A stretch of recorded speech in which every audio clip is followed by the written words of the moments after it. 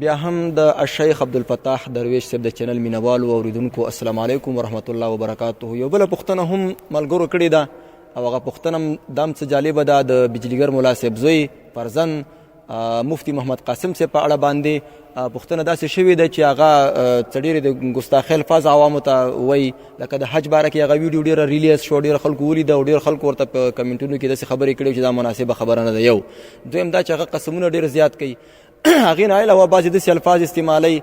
نو د هغې په اړه شیخ صاحب نه معلومات کوو چې شیخ صاحب د محمد مفتی صاحب قاسم صاحب په اړه باندې څه نظر لري.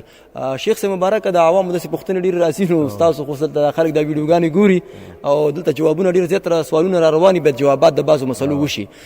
دا پوښتنه ډېر زیات موږ نه په کمنټ کې کېږي او په واتساپ کې کېږي چې یاره شیخ صاحب دا په خدای قسم ستاسو حج او عمره داسې ده لکه پیسې راوالې او په غولو کې وګرځئ. ته به څه او ستا به عمره څه. زمونږ علما په مکه معظمه کې ګنټې تېروي، ګنټې. تاسو خو هفتې تېروئ، هغوی ګنټې تېروي، ګنټې. باقي زغلي مدینې منورې ته چېرته چې ایمان جوړېږي هلته ځي. دا مشایخ او دا اولیاء او علما چې دي نو داسې دي او تاسې ځئ نو داسې ځئ. نو هسې پیسې په غولو کې غورځئ نو نور فایده مې نشته پکې. عزتمندو مخاطبینو، جناب صلاح الدین انتظار صاحب چونکې ډېر مینوال شخصیت دی او د دغسې اسلامي نشریاتو پروګرامونو یو داعي الله شخص دی، الله دې د اجر ورکړي. د بجلیګر مولانا صاحب رحمه الله د زوی په رابطه باندې شیخ بجلیګر صاحب خو یو عالمي نړیوال شخصیت، متبحر عالم، حق ګویانه او یو ډېر جرأتمن شخصیت و ټولې دنیا ته د لمر غوندې واضحه دی. افغانستان کې ورسره خلک بې کچه مینه لري او په پاکستان کې مسلمانان او ټولې نړۍ کې هغې هېڅ حق خبره پټه نه ده پرېښې. خو د زوی بعضې ویډیوګانې داسې راغلي دي، نو زوی مفتی محمد قاسم صاحب په نوم غالبا دی، ده ته موږ دا توصیه کوو یا نورو علماو ته، د دیوبند علما دي یا بل مکتبه فکر سره اسلامي سره تعلق لري، چې خپلو تقریرونو او خطبو کې ډېر احتیاط نه کار والي. بعضې الفاظ داسې وي چې هغه بیا وروسته د خندا سبب ګرځي، خلک بیا ورپسې خبرې کوي چې دا د عالم د شان سره نه ښایي. خپلو خبرو له فکر پکار دی. د خطیب دپاره او د مقرر دپاره مخکې د خطبې ورکولو او د بیان نه خپلو خبرو باندې پوره په خپلو خیالاتو او نظریاتو باندې کنټرول پکار دی او نظر ثاني پکې پکار دی. لکه بعضې خلک وایي چې حج ته څوک ځي عوام ځي، لکه پیسې چې کناراب کې یا لیټرین کې ورواچي، یا نور بعضې الفاظ یا بعضې نور کلیپونه د عبدالرحمن بابا په رابطه باندې وغیره. نو ده ته هم دا توصیه کوو. بعضې نور علماو، یو عالم دی هغې پکې د خپلې ښځې صفت کړی، که ښځه مې اوس ګناه نه وي عکس مې دله ښکاره کو، تصویر ښکاره کو، دا څه قمقل انسان دی.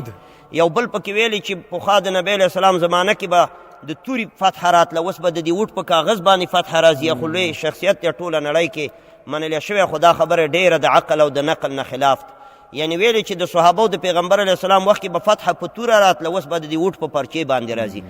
دا کوم ځای کې لیکلي؟ دا خو د قرآن او سنت او اجماع او قیاس ټولو نه خلاف خبره ده. وټ خو د تورې نعم البدل نه دی. رسول الله صلی الله علیه وسلم فرمایي الجهاد مادن الی یوم القیامه. په دې باره کې خو قرآن او حدیث ډک دی. وټ چې دی د تورې او د جهاد نعم البدل نه دی. وټ خو یو ضرورت دی، که ډېر ولوي لکه د سړی د ولږې نه مړ کېږي د خنزیر غوښه خوري، نو زه ورته روا دی. داسې ووایه دا وټ یو د خنزیر غوښه ده، د ضرورت او جهاد نه شو کولی، نو د مجبوریت نه موږ خورو. دا نه چې دا د تورې په ځای باندې اوس ولاړ دی. هغې دا خبره کړې ده مولانا صاحب، د بجلیګر مولانا صاحب زوی داسې خبرې کوي. نو دغه علماو ته که په پاکستان کې که په افغانستان کې موږ دا توصیه کوو. یو پیټه کې دی نورالدین هغې قمقل ویلي چې سندره زه ورسره شوق لرم اورم، یا ډېر بې وقوفانه خبره کړې ده. نو دې باندې خیال ساتئ. ټول علماو له زما دا توصیه ده چې کوم دا کلیپونه ګوري، نو کله چې وعظ کوئ، نصیحت کوئ، د الله د رسول په طریقه باندې کوئ، د صحابه کرامو نقشه، د پیغمبرانو نقشه. په قرآن کریم کې د ټولو پیغمبرانو د وعظ او د تبلیغ هغه طریقه قرآن کریم ذکر کړې ده. وإلى عاد أخاهم هودا وإلى ثمود أخاهم صالحا وإلى مدين أخاهم شعيبا. څومره ښایسته طریقې کړې ده. داسې طریقې مه کوئ څوک د خپلو ښځو صفتونه کوي، څوک پکې د وټ صفت کوي، څوک پکې یو څه وایي، څوک پکې بل څه وایي. نو دا خیر علما دي، مشران دي، خو خپلو تقریرونو کې پوره فکر ساتئ.